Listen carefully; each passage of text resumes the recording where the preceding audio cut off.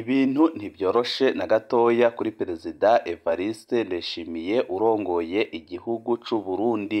Intambara igitangura mu burasirazuba bwa Kongo, Perezida Evariste Ndayishimiye yayijanditsemo nk'ugiye guca amafaranga, yongera ayijandikamo nk'ugiye guhonya abo mu bwoko bw'Abatutsi bivugwa ko yanga urunuka kandi atigeze akunda, ndetse ibi kigwanisho gikomeye cyane yakoresheje kugira ngo abanze yegeze ku ruhande abasoda biwe bakomoka muri FNL ndetse n'igisirikare ca kera ex-FABU, cane cane abiganjemo abo mu bwoko bw'Abatutsi.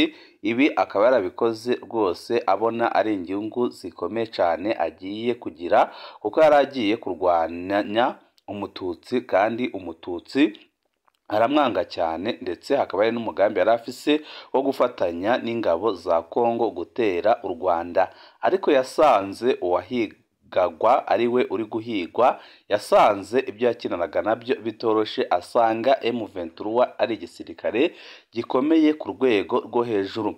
Misiyo ya mbere yarayikoze, amafaranga arayaca abo mu bwoko bw'Abatutsi babarizwa mu gisirikare ciwe abatari bake, M23 irabica. Urumva ko we yageze ku ntsinzi ku mpande ebyiri, ariko ubu siko bimeze na gatoya.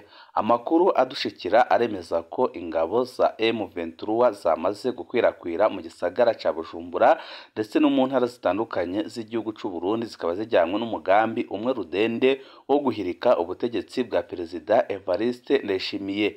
Wiringoma, umuvugizi wa M23, aherutse gutangaza ko Perezida Evariste Ndayishimiye yigize umubyeyi w'interahamwe, nk'uko nawe ubwe yabitangaje ari Kinshasa imbere y'urwaruka, aho yavuze ko agiye gufasha rwose interahamwe zikaza gukuraho ubutegetsi bwa Kigali, rukaza gukuraho Perezida Paul Kagame.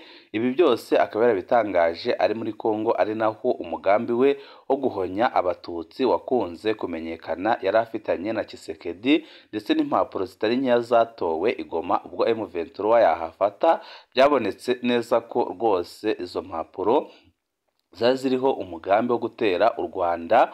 Buri wese akaba yari afise icyo gukora. Amakuru adushikira akaba yemeza ko ingabo z'u Burundi zari guca hasi, mu gihe izindi ngabo zibarizwa muri SADC zari kurasa ku birindiro bikomeye byo mu Rwanda. Ibi byose bikaba byari gutuma bashira ku butegetsi interahamwe ndetse bagakora ihonyabwoko nk'uko babiteguye, dore ko ubu ngubu impamvu badakora ihonyabwoko ari uko bazi neza ko igihugu cy'u Rwanda kitabyihanganira, ndetse bakaba bazi neza ko na M23 itabayihanganira, nubwo aho bari hose bagenda bica abakongomani bavuga ururimi rw'Ikinyarwanda bo mu bwoko bw'Abatutsi. Amakuru adushikira aremeza ko M23 yamaze kohereza abarwanyi batari bakeya bari mu mahoteli atandukanye mu gisagara ca Bujumbura, abandi bakaba barakose amazu mu gisagara ca Bujumbura.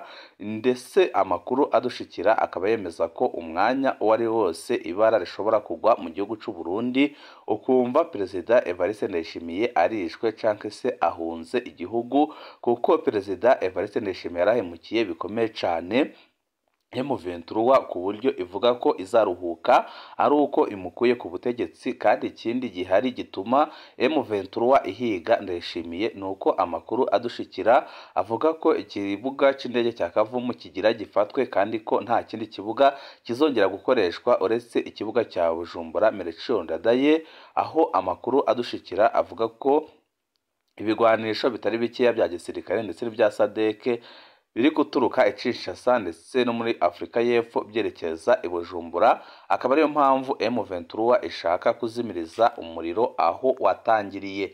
Ibi ni bimwe mu biriko biratera ubwoba Perezida Evariste Ndayishimiye, ku buryo asigaye agaragara mu ruhame ameze nk'ikijuju, ariko bira ibyuya bitari bikeya, ndetse biboneka neza ko afise ubwoba bukomeye cyane.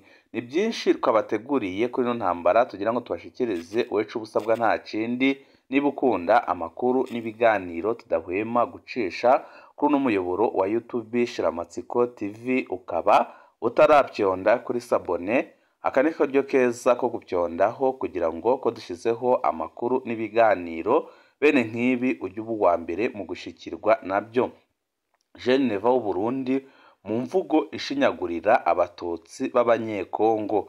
Kuri uyu wa 11 ukwezi kwa kabiri 2025 perezida w'u Burundi General Majoro Ndayishimiye Evariste Batazira Neva ubwo yasuraga abaturage bo muri komine Bugabira mu ntara ya Kirundo mu mvugo zikomeye zataka u Rwanda n'abanyekongo bo mu bwoko bw'abatutsi ntabwo yasize. Yagize ati twe abarundi ntituzemera gupfa nk'abanyekongo ipu abantu bakicwa nk'ihene uko nyine. Ayo ni amwe mu magambo akomeye benshi ku mbuga ngurukana bumenyi bafashe nk'agashinyaguro gakomeye ndetse n'ubugome bamaze kumwiha karahava. Ubundi muri Repubulika Iharanira Demokarasi ya Kongo abanyekongo b'abatutsi barashakishwa, bakicwa, bakamburwa ibyabo ndetse bakicirwa n'amatungo yabo arimo inka cyane cyane umunsi ku munsi.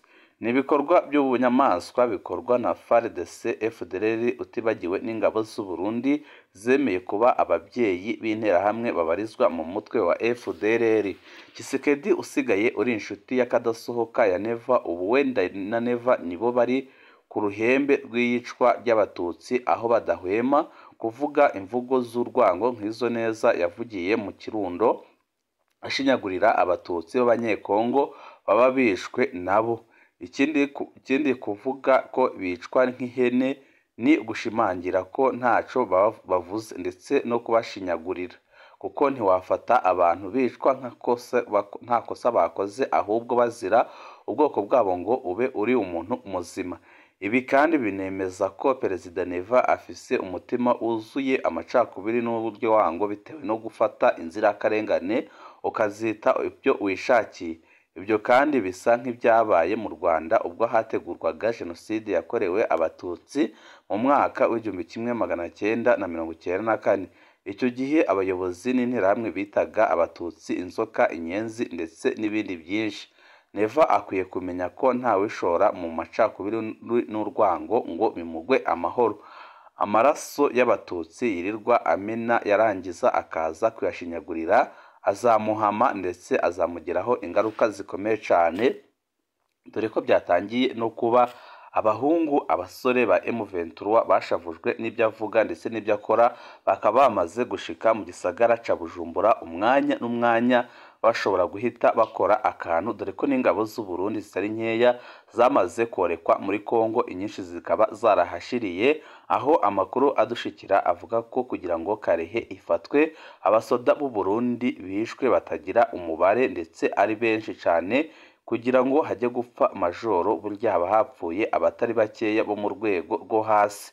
Ndayishimiye Evariste wananiwe intambara yishoyemo arashaka kugira abaturage yazahaje ibitambo.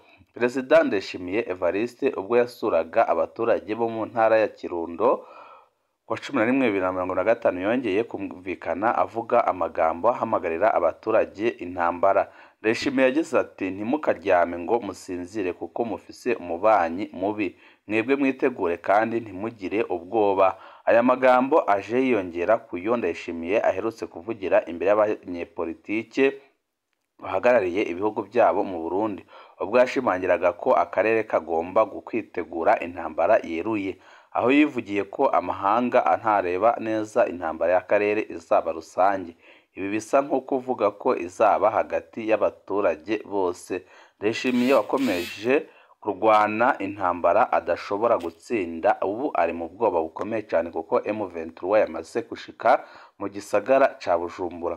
Ndayishimiye wakomeje kurwana intambara abaturage be batumva impamvu yayo, akomeje gukubitirwa ishuro mu burasirazuba bwa Kongo aho amagana y'abasirikare be aherutse kugwa mu mirwano yabereye Goma ndetse n'ahandi henshi. Kuri ubu akaba yahangayikishijwe no kubona imigambi ye y'intambara asigaye na Tshisekedi yarapfuye ubusa. Mu mayeri menshi akaba ashaka kwisoramo abanyagihugu batazi ibyo arimo aho biva n'aho bigana.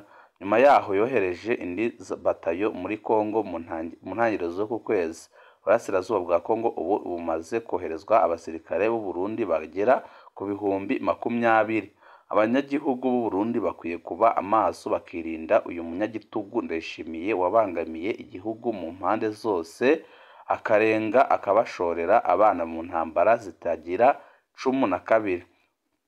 Umwanzi w'Uburundi bufise ni Ndayishimiye ukomeje kwicisha igihugu inzara no gushaka gushora abana barwo mu ntambara azi neza ko adashobora gutsinda. Ndayishimiye mu kuba umubyeyi w'interahamwe rwose ibi bintu byaba bigiye kumukoraho ku buryo bukomeye cyane, dore ko amakuru adushikira avuga ko M23 imuhigira cyane kandi ko umwanya uwo ari wo wose rwose ishobora kumushikira kandi ko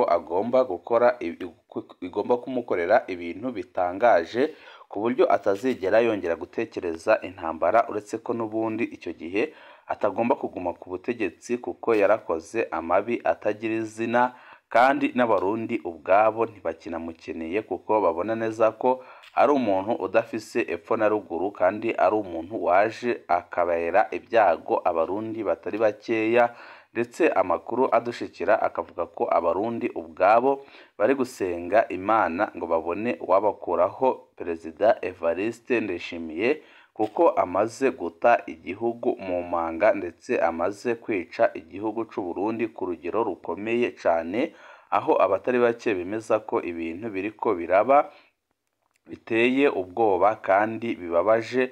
Benshi bakemeza ko byanze bikunze Ndayishimiye agomba guhagarikwa byihuse, kandi akavuga ko byanze bikunze Ndayishimiye ibyo ariko arakora biteye isoni bikwiye gukurikiranwa, ndetse n'abarundi ubwabo bakahaguruka bakamwamagana kuko ariko arashora igihugu ahatemba kandi ariko arata igihugu mu rudubi. Benshi bakavuga ko akwiye kuva ku butegetsi hakiri kare kuko ntaco na kimwe amariye abene gihugu, ndetse andi makuru akaba yemeza ko ubwiwe ashobora no guhunga igihugu igihe yamara kumenya ko M23 yamaze kugera mu gisagara neza, we ataziyirirwa arwana, dore ko benshi bamuzi nk'umugabo utinya intambara kandi bamuzi nk'umugabo ugira ubwoba ku buryo bukomeye cyane, ku buryo benshi biteze ko igihe azumva urusoro rwa mbere ruvugiye mu gisagara ca Bujumbura azata akomoka agahunga, kuko nawe arabizi neza ko ataco ashoboye kandi arabizi neza ko ataco yokora. Ibi byose nyine bikaba bigaragaza ko azi neza ko ntaho yageza igihugu, ndetse akaba azi neza ko intambara aho ayigejeje ari habi cyane, ndetse benshi bakemeza ko ibyo ariko arakora uyu munsi atazi ingaruka zabyo, kuko aramutse azizi atakakwiye kwishora mu ntambara adashobora gutsinda na gatoya.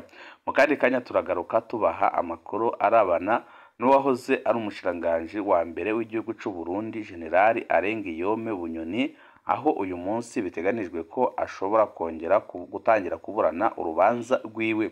Biteganijwe ko urubanza rwa Generali Arengiyome Bunyoni na bagenzi we rusubira gutangura no munsi muri sentare Ntahinyuzwa mu gice ca Gasamburamanza mu cyicaro ca mbere no mu gice c'iyumvigururizo, aho nyine muri sentare Ntahinyuzwa Generali Bunyoni yari yaciriwe gupfungwa ubuzima bwose no kunyagwa amatungo atari make. Yagirijwe ibyaha bikomeye birimwo no kugerageza kwica umukuru w'igihugu akoresheje amagendegende. Bagenzi barimwo Colonel Desire Wamahoro na Colonel Samuel Destino bapfumuke ko bo bahawe ibihano bidashikira ibyo bya Bunyoni. Usamburamanza ishobora kwemeza urubanza rwamaze gucibwa canke ikarusambura. Mu gihe irusambuye ica irasubiza kuri sentare yaruciye, ariko hagasasa abandi bacamanza. Muri Gasamburamanza ntibaburana kumenya ko ibyaha byakozwe canke bitakozwe, ahubwo baharira ku ngene urubanza rutisunze amategeko. Atagihindutse Bunyoni na bagenzi be baza kuburanira mu ibohero rikuru rya Gitega. Nihagira ico tumenya turakibasangiza, mumenye uko ibintu byifashe kuri uno muyoboro wa YouTube Shiramatsiko TV. Ibihe byiza nibyo nabipfurije bakunzi bacu, mudahwema kutwereka ko mubana natwe umunsi ku munsi.